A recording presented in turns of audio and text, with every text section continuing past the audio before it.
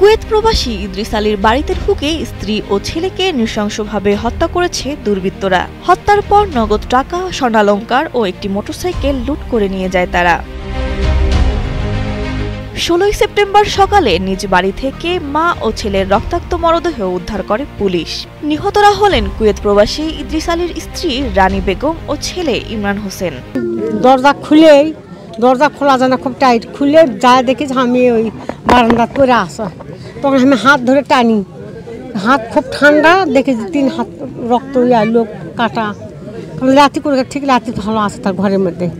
লাঠির কাছে গেছি, লাঠির কাছে যাদের লাঠি শুয়ে আছে ওরকম টানি দেখি যাওয়ার এমরা কাটা।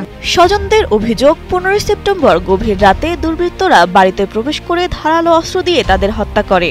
পরবর্তীতে বাড়িতে থাকা স্বর্ণালংকার, নগদ টাকা ও মোটরসাইকেল লুট করে নিয়ে যায় দুর্বৃত্তরা। এখন শুনেছি যে মোটরসাইকেল একটা আসলো, 2,70,000 টাকাটা কিনা আসলো, আর আমার বেটির সোনা আসলো, আর কিছু লগর টাকা আসলো।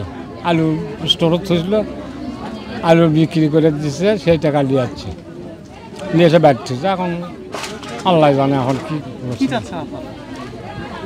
এখন আমি এই মুহূর্তে কিছু বলতে পারছি না। বিচার তো অবশ্যই হওয়া লাগবে। এখন বসুন্ধরা টিস্যু, অশুদ্ধতার বিরুদ্ধে এক বিন্দুও ছাড় নয়, আর সুষ্ঠু বিচার হওয়া লাগবে। বর্তমান দেশের প্রেক্ষাপট অনুযায়ী এর তদন্ত যেন করে বিঘ্ন না ঘটে। আজকে আমার ভাগ্নির সঙ্গে লাঠির সঙ্গে হতে, কালকে আর একজনের সাথে হতে পারে। আমার কথা হলো এটাই যে যারা অপরাধী একক ধরতে হবে এবং পুনরায় তাকে বিচারের আওতায় নিয়ে আসতে হবে। তবে জানা যায়, ঘটনার পর থেকেই বাড়িতে থাকা হাসান নামক এক পালক ছেলে নিখোঁজ রয়েছে। পুলিশ জানায়, নিহতদের শরীরে একাধিক আঘাতের চিহ্ন রয়েছে। সাদুল্লাপুর বটতলা গ্রামস্থ এলাকায় 2টা অজ্ঞাত লাশের তথ্য পাই। আমরা সঙ্গে সঙ্গে ঘটনাস্থলে আসি, আমরা 2টা ডেড বডি পাই। জানতে পারি প্রবাসী ইদ্রিস আলীর বাড়িতে তার স্ত্রী এবং ছেলে ছিল। তার স্ত্রীর নাম হচ্ছে রিমা বেগম, বয়স 40, এবং তার ছেলে হচ্ছে ইমরান, বয়স 18। কেউ বা কাহারে রাতে যে কোনো সময় তাকে কুপিয়ে হত্যা করেছে, চলে গেছে। আমরা তদন্ত অব্যাহত আছি এবং ক্রাইম সিনের জন্য অপেক্ষা আছি। ক্রাইম সিনে আসলে আমরা লাস্টটা ডেড বডি দেখতে পাবো সঠিক কী কারণ আছে। আমরা এখন তত পাইনি, আমাদের তদন্ত অব্যাহত আছে, পরে আমরা জানতে পারবো। আশা করি ঘটনার উদ্ঘাটন হবে। বগুড়ার শিবগঞ্জ উপজেলার সাদুল্লাপুর বটতলা গ্রামের জোড়া খুনের এই ঘটনায় আতঙ্ক ছড়িয়ে পড়েছে পুরো এলাকায়।